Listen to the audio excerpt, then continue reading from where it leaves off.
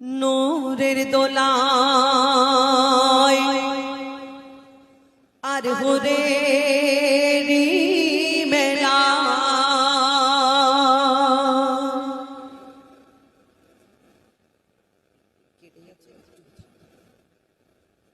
নূরের দোলায় আর হুরেরি মেলায় নূরের দোলায় আর হুরেরি মেলায় ভোরের বেলায় এলো ধরায় আমার নবী দয়াময় সারা জগৎ ঝুঁকে যায়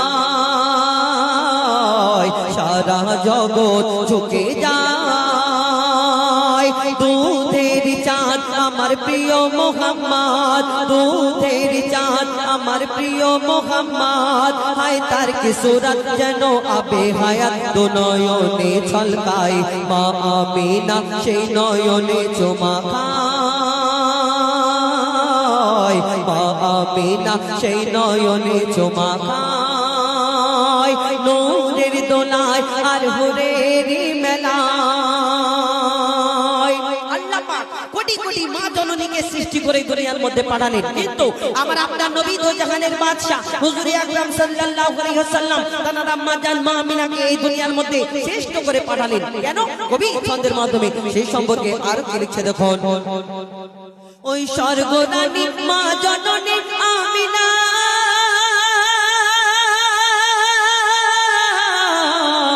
তোমার সাথে হয় না কারোর তুলনা মাগো তোমার সাথে হয় না কারোর তুলনা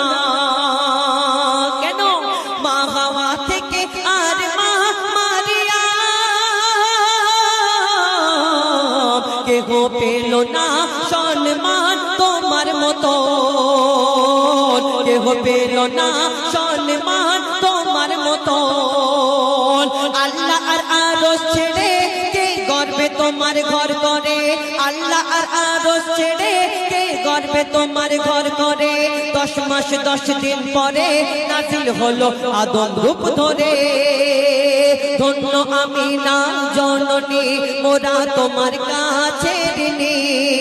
আল্লাহ তাআলার শ্রেষ্ঠ উপহার খেলে তোমার আঁচলের তলায় সারা জগৎ ঝুঁকে যায়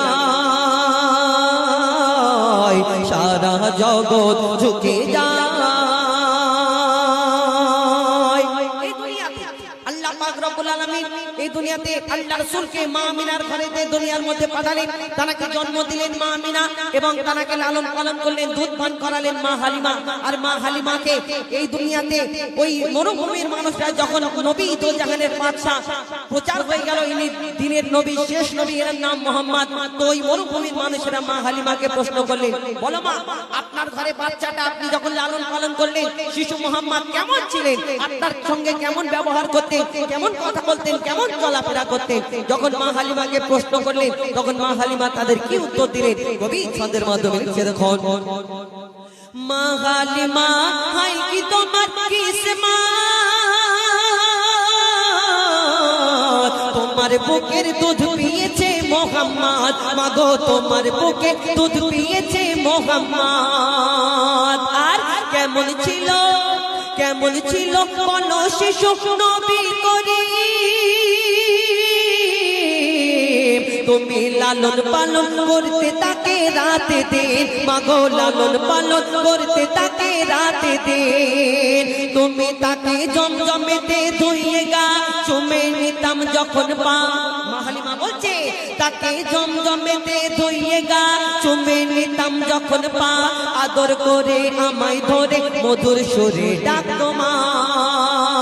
ও তার নূরের বদন যেন নরম মাখন আর মিষ্টি আতর মাখা যেন সারা বদনময় সারা জগৎ ঝুঁকে যায় সারা জগৎ ঝুঁকে যায়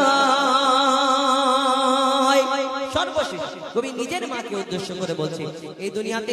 আমরা দেখবেন যখন বড় হয়ে যায় মায়ের গর্ভে 10 মাস 10 দিন কত কষ্ট দিই সেটা আমরা কি জানি বিশেষ করে ছেলেদের বিয়ে হওয়ার আগে অনেকজনা অনেক কিছু বুঝতে পারে না আর বিয়ে হয়ে গেলে অনেকজনা বুঝতে পারে কেন স্ত্রীর যখন বাচ্চা কাচ্চা হয় তার কতটা কষ্ট হয় সেই তার স্বামী জানে যে তাহলে আমার মায়ের কত কষ্ট হয় সেও বুঝতে পারবে এই দুনিয়াতে কিন্তু মায়ের মতো কি কষ্ট যে অরিজিনাল কষ্টটা সেটা কি বুঝতে পারবে না আমরা যখন বড় হই এই দুনিয়াতে মা জননীকে কত ছোট বড় কথা বলে থাকি। এই দুনিয়াতে বউ যদি একটুখানি বেশি বলে যে তোমার মা এই বলেছে, তোমার মা ওই বলেছে, আমরা রাগেতে মাকে গিয়ে না খিটখিট করছো, বয়স হয়ে গেছে, একটু খিটখিটে হয়ে গেছে। না, এই দুনিয়াতে মায়ের গর্ভেতে আমরা কতদিন ছিলাম, কি করেছিলাম? একটা মানুষকে পানিতে যদি ডুবিয়ে রাখা হয় থাকতে পারবে না। এর ভিতরে, পানির ভিতরে আমরা ভেসেছিলাম। আমাদের কান, নাক, চোখ, মুখ সব বন্ধ হয়েছিল। মা যে খাবার খেত, আমরা ওই মায়ের রক্ত মাংস খেয়ে এই গর্ভেতে ওই 10 মাস 10 দিন বেঁচেছিলাম। এবং এই দুনিয়াতে যখন কত মা জননী দেখবেন হসপিটালে বাচ্চা কাচ্চা জন্ম দিতে গিয়ে কত মা জননী দুনিয়া থেকে বিদায় নিয়ে নেয়, এই দুনিয়া থেকে চলে যায়। এবং আমরা মায়ের গর্ভে কত কষ্ট দিই না। মা আমাদের যখন গর্ভে আমাদের বাচ্চা কাচ্চা মায়ের গর্ভে আসে, মা ভালো করে খায় না, ভালো করে হাঁটা চলা করে না, ভালো করে ঘুমায় না। কেন? বাচ্চাটা যদি কিছু হয়ে যায় খেয়াল রাখে। কিন্তু আমরা সেই মা জননীকে আমরা বড় যখন হয়ে যায় সব কিছু ভুলে যাই। শেষ কথায় মাকে উদ্দেশ্য করে লিখতে দেখুন, 7.5 চিল্লা ছিলাম মা গো গর্ভে তোমার, চোখ মুখ নাক কান বন্ধ ছিল আমার,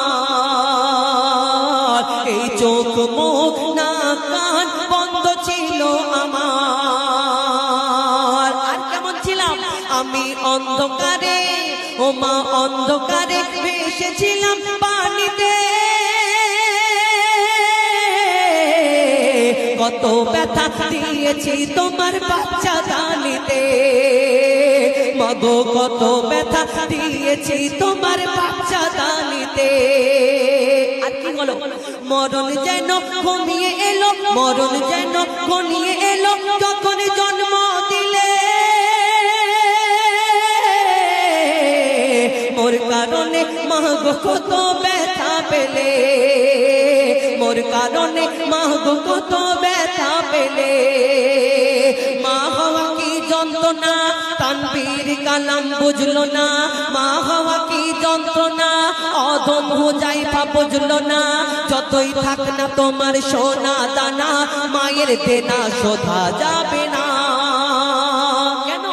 মায়ের চোখের পানি জমজমের থেকেও দামি, ও তোর মায়ের চোখের পানি জমজমের থেকেও দামি। সন্তানের তরে যদি মায়ের অশ্রু ঝরে, খোদার আরশ কেঁপে যায়, সারা জগৎ ঝুঁকে যায়, সারা জগৎ ঝুঁকে যায়, সারা জগৎ ঝুঁকে যায়। শুনে এটি ফরমাইশ মোতাবিক